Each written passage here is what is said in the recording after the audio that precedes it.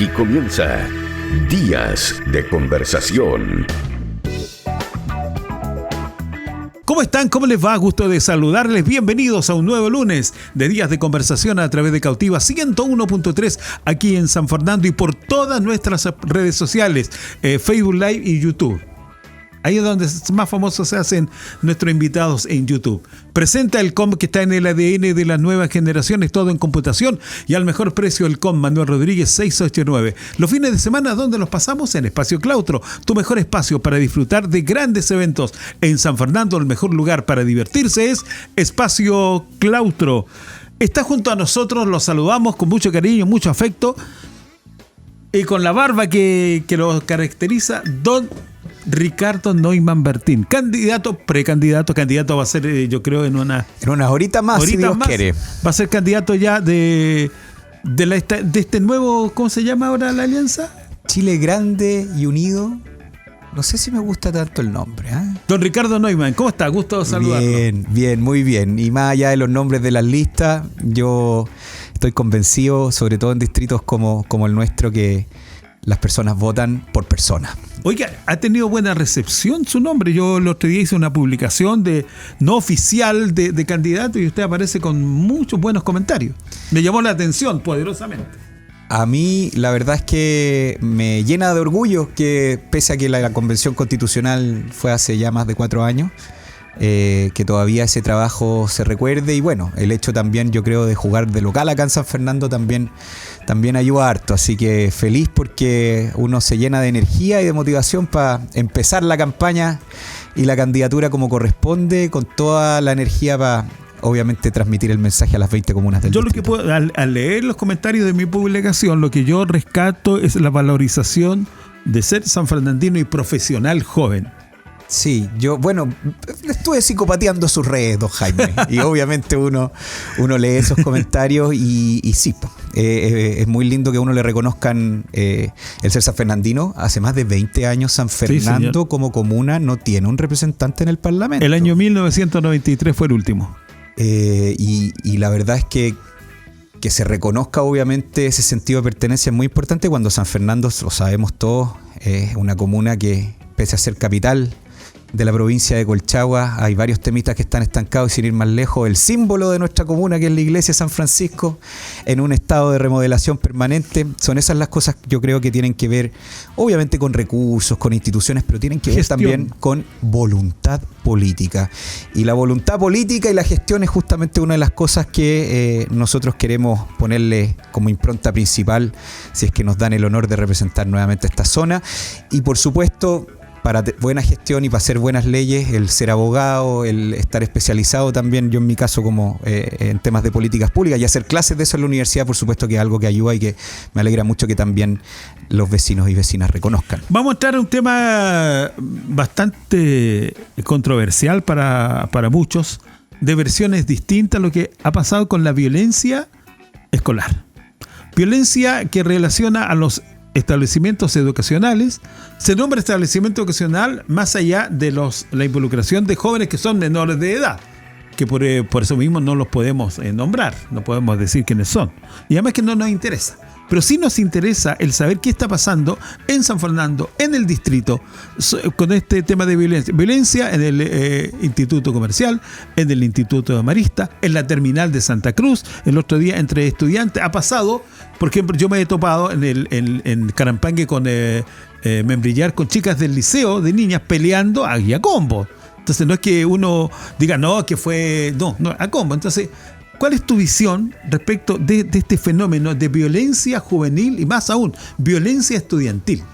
Violencia estudiantil, también voy a agregarle otro caso lamentable a la sopa, que es porque se viene incubando hace años esto. El caso lamentable de Tomás Olea en San Vicente. Que no se nos olvide. Correcto, ¿verdad? Sí. Y yo aprovecho de saludar a Beatriz, a su madre, que ha sido una luchadora en el tema de justamente cambiar las reglas del juego en cuanto a la responsabilidad penal adolescente, que ese es un gran tema porque hoy día lamentablemente el narco, el crimen organizado, está aprovechando digamos, espacios vacíos que hay en la responsabilidad penal juvenil para ocupar como soldados a los jóvenes.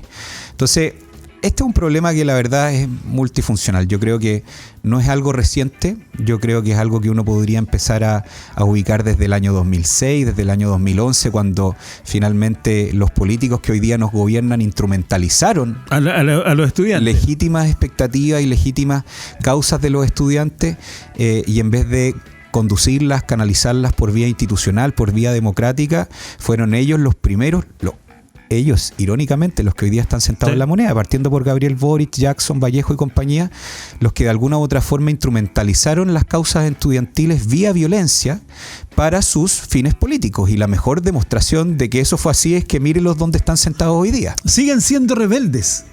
No bajen su rebeldía. Lejos, hace 2 semanas y en probablemente lo que viene siendo una de las peores crisis de violencia al interior de los colegios, en el caso de los liceos emblemáticos en Santiago, el presidente más encima se da el lujo de darles como consejo a los jóvenes que sean rebeldes, que rompan un poco. No los llama a estudiar, no los llama a esforzarse, no los llama a respetar la autoridad, los llama a romper. Y ahí es donde usted se da cuenta que esto se viene incubando hace años por una clase política de izquierda radical y refundacional que llega al poder justamente desde la instrumentalización de la violencia con los más jóvenes en contextos estudiantiles. De alguna u otra forma se fue cultivando culturalmente, creo yo, en las últimas décadas el hecho de que la violencia es un medio de acción legítimo para conseguir cosas. Pareciera que la democracia está de adorno. Y bueno, la ironía más grande, y por eso yo creo que Gabriel Boric sabía el consejo que les estaba dando, es que justamente el presidente Boric y compañía llegaron al poder con la receta de la violencia estudiantil, que hoy día ya no es una cosa aislada, sino que está en todos los rincones del país. Y normalizada. Del sistema, y normalizada. Ahora, hay quienes analizan por allí que dicen, bueno, este mundo progresista y este mundo estudiantil que buscaba mejor educación, pero hoy día eso se acaba porque no hay mejor educación. Hoy día queremos más privilegios, queremos más ventajas, pero con menos asistencia a clases. Hoy día es normal, por mucho que digan que estamos buscando cómo atraer más a los estudiantes, es normal que los chiquillos no vayan a clase. Se hace muy normal. Por más que las SLEP estén obligando hoy día a los estudiantes a participar de ello, hoy día no vemos cómo se logra compatibilizar eso. Las SLEP obligan. Tú tienes que justificarles plenamente por qué no van tus hijos. Pero las SLEP son capaces de asegurar que se va a cumplir el plan estudiantil. Son capaces de asegurar tranquilidad y, valga la redundancia, seguridad a los chicos al colegio, asistir al colegio.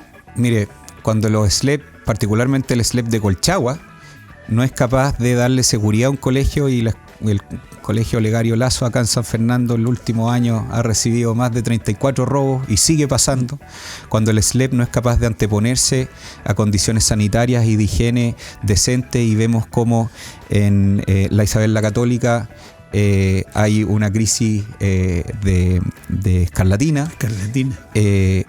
Si usted me pregunta si en esas cosas tan básicas como la higiene, la sanidad, la seguridad de establecimiento, al SLEP el poncho le quedó grande, imagínese lo grande que le queda en una cuestión bastante más complicada que tiene que ver con los temas de violencia y convivencia. Yo la verdad es que creo que justamente dentro de la debacle que vive hoy día la educación, y muy puntualmente la educación pública, esa educación pública que los que hoy día nos gobiernan prometían como jóvenes idealistas reivindicar, y que hoy día la vemos en el peor de sus estados, bueno, es justamente este Frankenstein que no es ni un servicio que se preocupa de la comunidad, ni un servicio que está estatizado en el gobierno central. Es una especie de mezcla de políticas públicas que le quedó grande el poncho. Pero aquí hay gente que tiene que asumir su absoluta responsabilidad. La señora Michelle Bachelet y el señor Nicolás Eyzaguirre. Son los dos grandes responsables, más allá de los muchachos que nos gobiernan hoy, pero quienes impulsaron, quienes promovieron, todos quienes sacaron los patines para que avanzara la educación, son Bachelet e Eyzaguirre. Ellos son los dos grandes responsables de la crisis institucional en educación en Chile.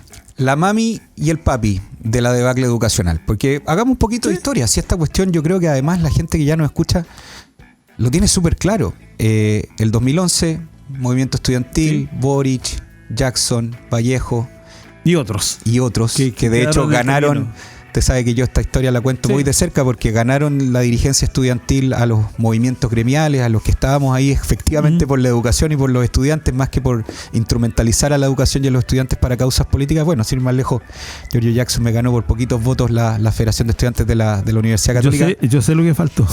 ¿Sabe qué faltó? Le faltó lo mismo que le falta a la derecha siempre, unidad.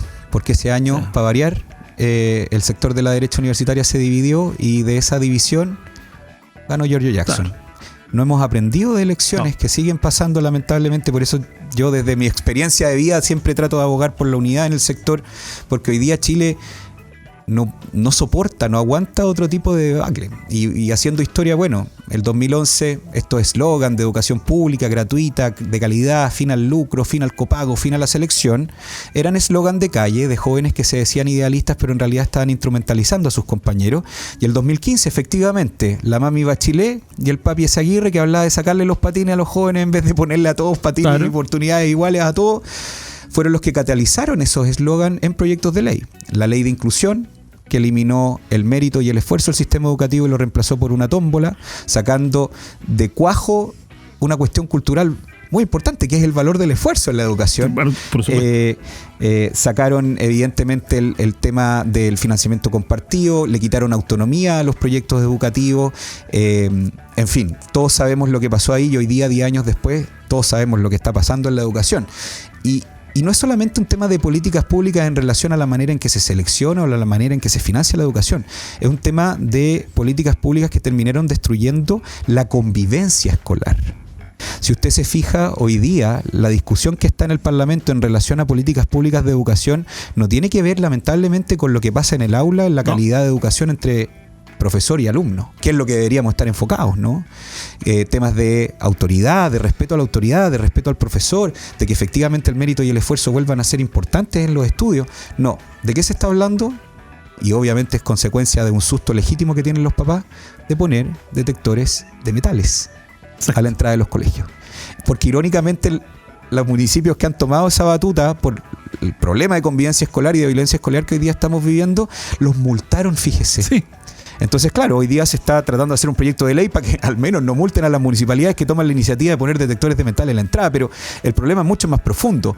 La política pública educativa hoy día gasta su tiempo y los políticos gastan su saliva en temas de seguridad para ver si los niños llevan armas al colegio, en vez de estar hablando de lo realmente importante. Entonces ahí donde usted se fija lo trastocado, lo desnaturalizado, lo mediocre que está el sistema de educación y por supuesto la calidad de discusión pública al respecto en el Parlamento. Y San Fernando fue una de las ciudades que más sufrió con el tema de la educación por mala calidad, por malas administraciones, que no fueron responsabilidad, creo yo, y de acuerdo al historial político de nuestra ciudad, de sectores ligados a la centro-derecha. Muy por el contrario, fueron sectores ligados muy a lo que era la antigua concentración, después a ¿cómo se llama este movimiento que después le pusieron? Después de Bachelet 2, no me acuerdo. Ya. La nueva mayoría. La nueva mayoría. Entonces fueron... Que hay cuando entró el Partido Comunista al juego. Claro, porque aquí me dicen a mí, es que la excusa que tienen es que Berbar era independiente. ¡Mentira! Berbar fue el jefe del comando de Bachelet 2. Entonces no puede ser.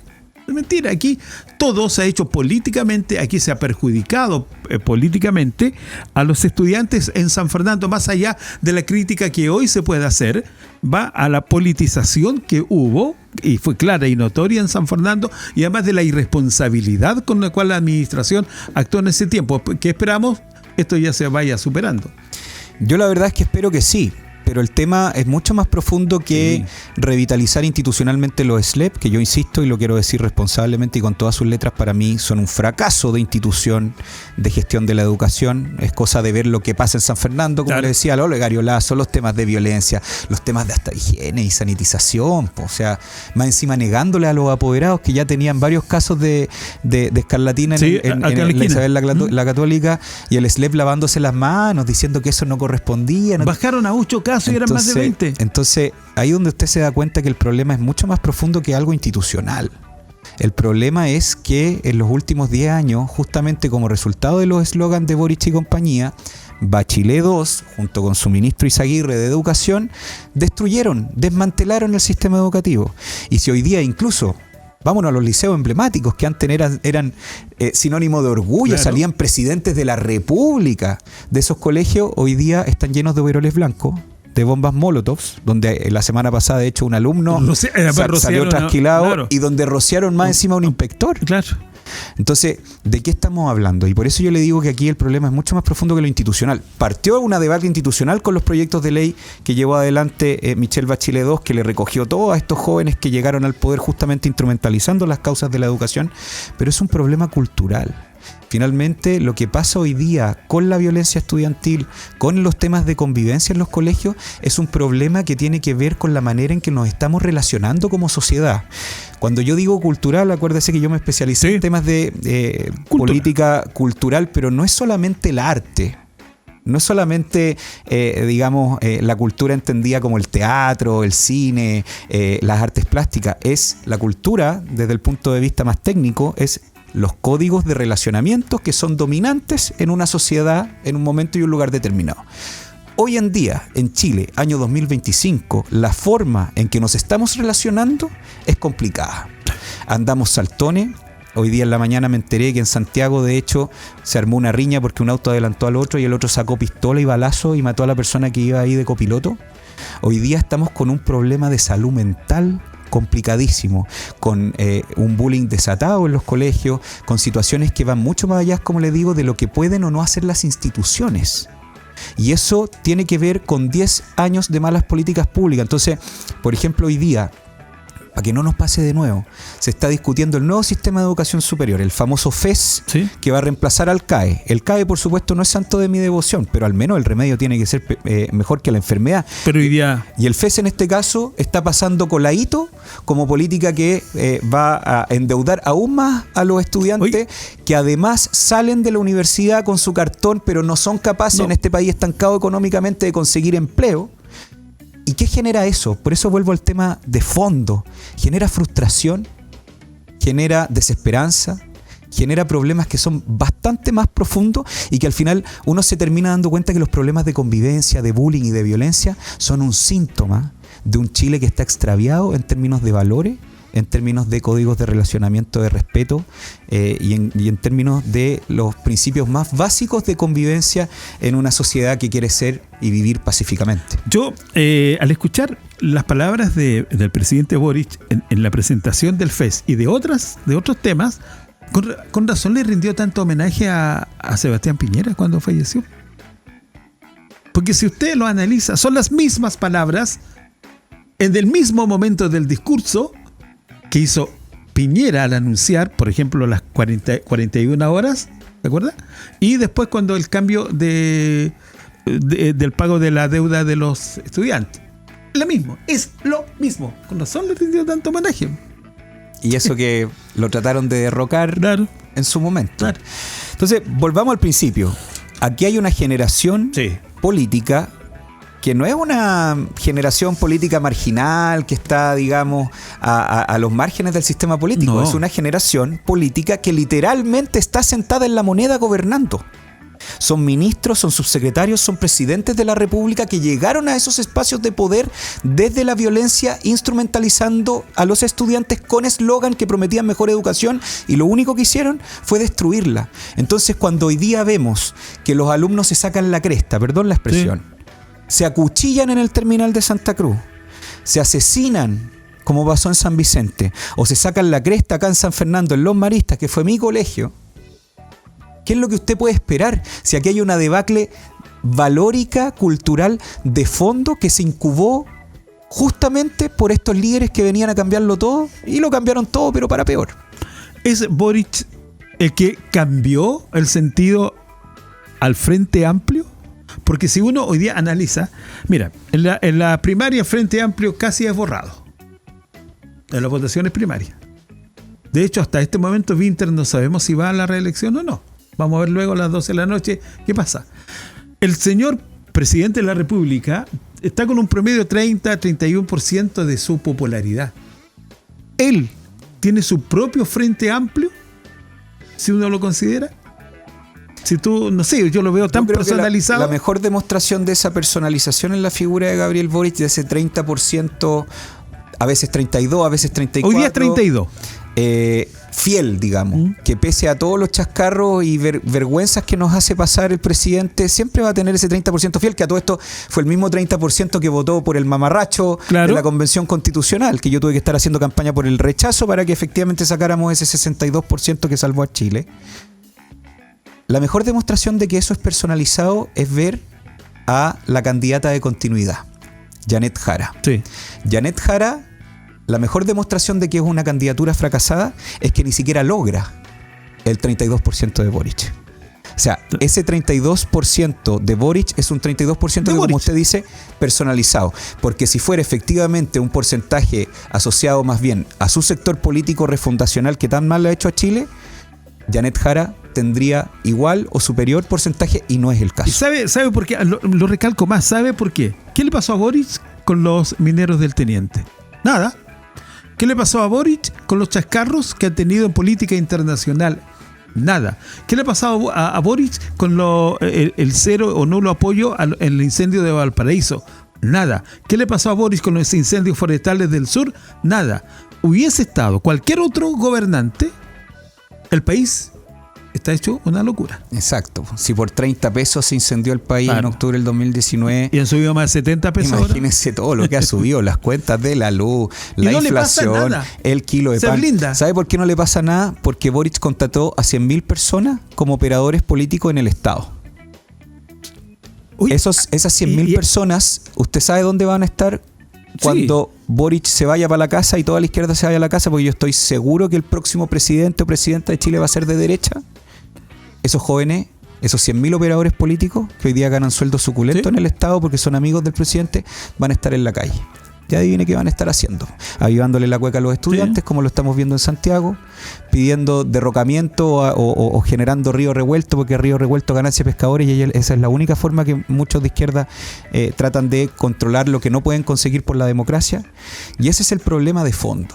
Y por eso yo siempre que puedo hago hincapié en que, independiente que el próximo presidente o presidente de Chile sea José Antonio Kast o Evelyn Matei, esas son mis proyecciones, ese presidente o presidenta necesita una mayoría consistente y clara en el Parlamento, porque los cambios radicales que Chile necesita en salud, en vivienda, en educación, en sacar la permisología para volver a crecer económicamente y que vuelvan los proyectos de inversión, para que vuelva el empleo a Chile, son cambios que efectivamente necesitan un liderazgo duro.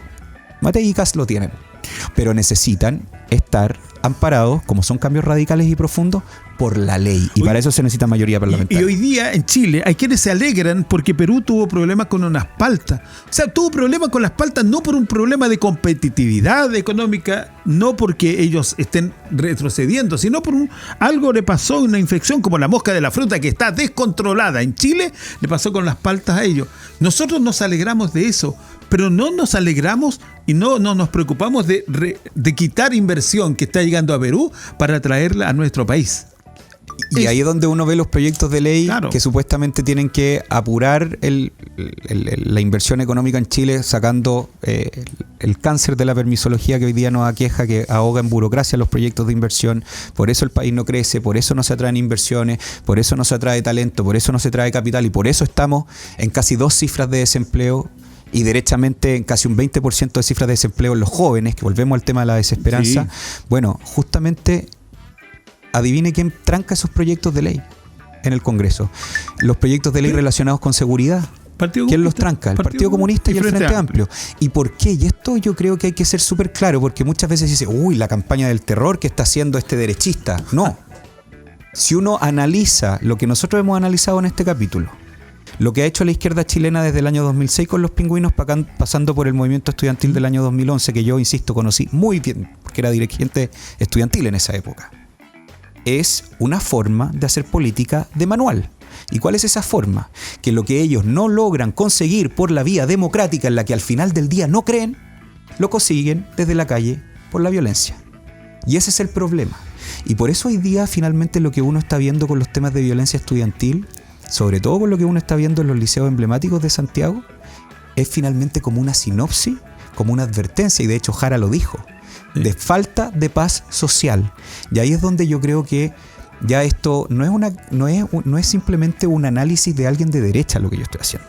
Es simplemente analizar la historia de Chile y de lo que ha hecho la izquierda radical y refundacional desde el 2006 hasta la fecha. Si usted luego a las 24 horas es ratificado en su lista como ya candidato a diputado, si es electo diputado, ya me estoy pasando películas, como alguien me dice, tú hablas de mucha ficción política. Claro, la hablo porque tengo que ponerme en el escenario de... Es un buen ejercicio. Claro, en el escenario de cuál sería su relación o cómo se relacionaría con las instituciones. Porque, lamentablemente, yo no he visto ninguna reacción respecto de la Comisión de Educación del Senado a lo que ha estado sucediendo por acá. No he visto, no he escuchado. No hay nada. No hay nada. ¿Cómo se relacionaría usted? A lo mejor no siendo miembro de alguna comisión, pero que algo de violencia, educación, salud afecta a nuestro distrito. Y yo le pongo un pelo más a la sopa. ¿Ya? Este distrito tiene más de un representante en la Comisión de Educación. Googleelo. Lo voy a googlear. No voy a decir qué nombre. Ya. ¿O qué nombres? O qué nombres. ¿Qué pasa, María José? Yo estoy convencido que el problema que vive Chile, que por supuesto tiene que ver con la economía, tiene que ver con el empleo, tiene que ver con la salud, tiene que ver con la vivienda, tiene que ver con la educación, toda esa enumeración que podríamos seguir enumerando, especialmente potenciado por el nefasto gobierno de Gabriel Boric, son síntomas de algo mucho más profundo. Es una crisis de sentido. Este desastre que está viviendo Chile tiene que ver con un extravío de sentido. Perdimos valores, perdimos códigos de relacionamientos, perdimos respetos esenciales para convivir. Y los perdimos porque efectivamente la generación que nos gobierna nos ha transmitido hace 10, 15 años que no son necesarios.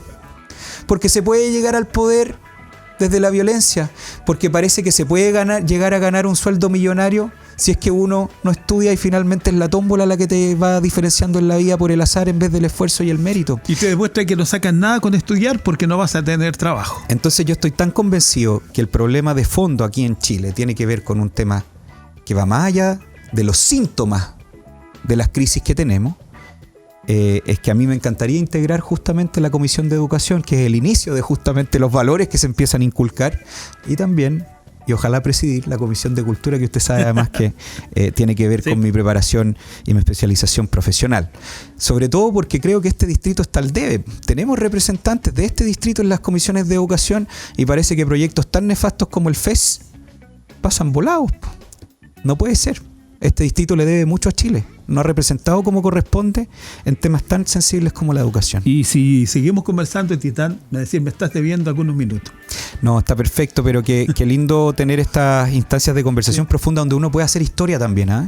Porque esto ya dejó de ser hace mucho rato un discurso, como le gusta decir a la izquierda, de campaña del terror del derechista de turno. Es cosa de ver lo que ha pasado en Chile en los últimos 10 años, 15 años. Un desastre. Pero después de la tormenta y después de los desastres, tal como dijo alguna vez Manuel Rodríguez, después del desastre de Rancagua, aún hay patria. Y yo estoy seguro que tenemos mucho por delante para volver a levantarnos. Nos encontramos el próximo lunes en la semana más importante del mundo. Que le vaya bien, ¿eh? Un agrado. Ahí me cuenta por qué. ¿Es su cumpleaños? Que esté muy bien. Muchas gracias a todos ustedes también. Mañana volvemos en otro día de conversación. Ojalá que tengamos siempre invitados así entretenidos, que acepten hasta bromas. Chao. Hasta aquí, el diálogo que aporta en la voz de los protagonistas. Jaime Díaz sostuvo una plática directa y honesta con sus invitados para que quedes al día con la contingencia. En Radio Cautiva 101.3. Esto fue Días de Conversación. Las opiniones vertidas en este programa son de exclusiva responsabilidad de quienes las emiten y no representan necesariamente el pensamiento de Radio Cautiva.